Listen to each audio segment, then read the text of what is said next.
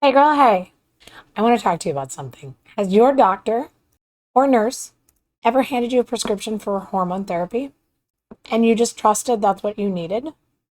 Because here's the thing, there's a word that gets thrown around in every conversation about HRT, about birth control, and about perimenopause. And most of us had no idea what it actually means. And that can mean two completely different things. The word is progesterone, except sometimes it's not progesterone at all. Sometimes it's progestin. And that distinction, girl, it matters. More than most doctors probably told you or are going to tell you. I'm Stacy, Sam Lenae, and today we're going to get into one of the most important and most misunderstood hormone conversations in the perimenopause space. So welcome. Let's go. So today we're going to start with definitions because this is one of the spaces where some of the most damage is being done through language itself. Progesterone. Real progesterone is a hormone your body actually makes. When it's used as a medication, it's called oral micronized progesterone, or OMP, brand name Prometrium. It's chemically identical to what your ovaries produce. Your body recognizes it and knows what to do with it. Progestins are different. Progestin is a synthetic drug. It was created in a lab to mimic progesterone, but it's not progesterone. The most common one you will hear about is MEA, medroxyprogesterone acetate, and it's in a lot of birth control.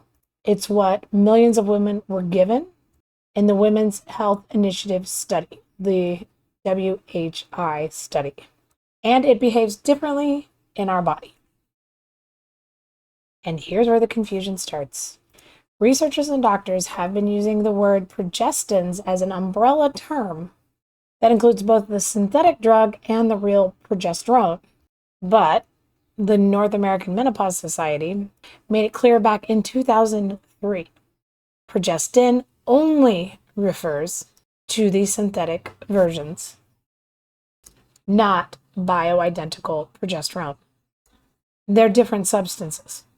So when a study says progestin cause harm, and your doctor reads that and prescribes you something based on it, you need to know which one was actually studied because it matters.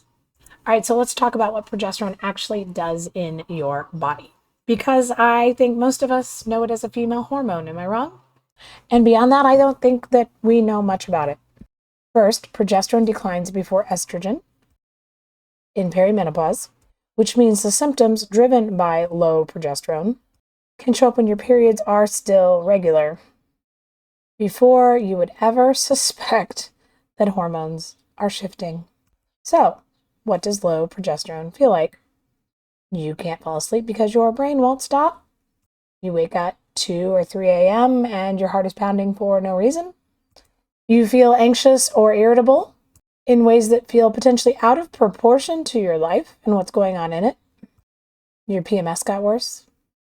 Your periods got heavier. Guess what? Progesterone is the calming hormone, and it converts into a neurotransmitter called GABA. And GABA is the body's natural calm down signal. When progesterone drops, so does GABA activity, and the excitatory side of your nervous system starts to win. One of the most respected researchers in this space describes progesterone as a brain-stabilizing, calming hormone. And clinical studies using 300 milligrams of OMP, oral micronized progesterone, nightly found decreases in, are you ready for this? Anxiety, stress, depression. And this was occurring in women between ages 18 and 45. Did you hear that? 18 and 45. So when we are in perimenopause and progesterone is one of the first things to drop, that anxiety, that sleeplessness, that inability to cope, your personality isn't changing or shifting. It's literally biochemistry. Now let's talk progestins and why it's clinical. The Women's Health Initiative study in the early 2000s scared an entire generation of women and their doctors away from hormone therapy.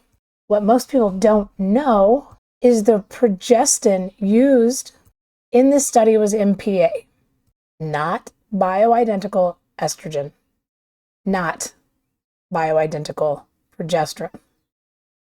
What most people don't know is that the progestin used in the study was MPA, not bioidentical progesterone, medroxyprogesterone acetate.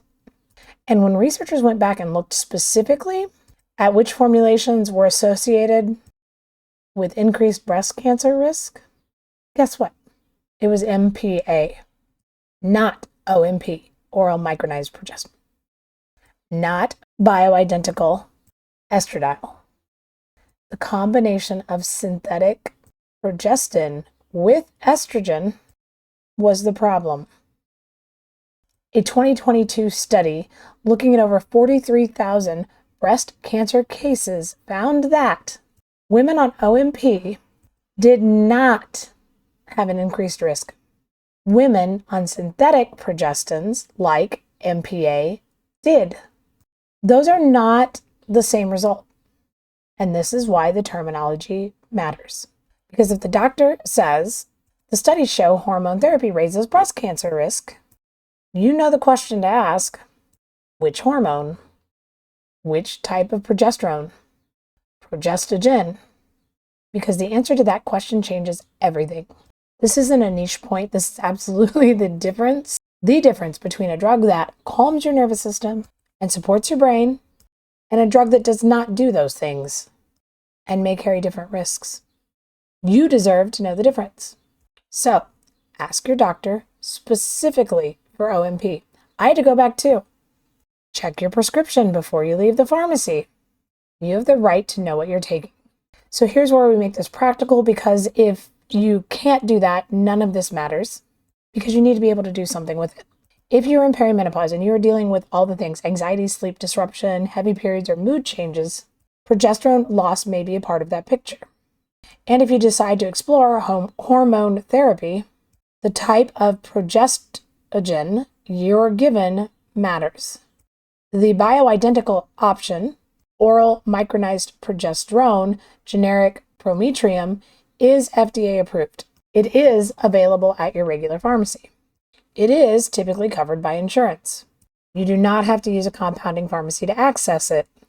Ask your doctor like this. Say, I want oral micronized progesterone, not a progestin. And let me be real with you here. You have to check your prescription before you leave. I learned that the hard way.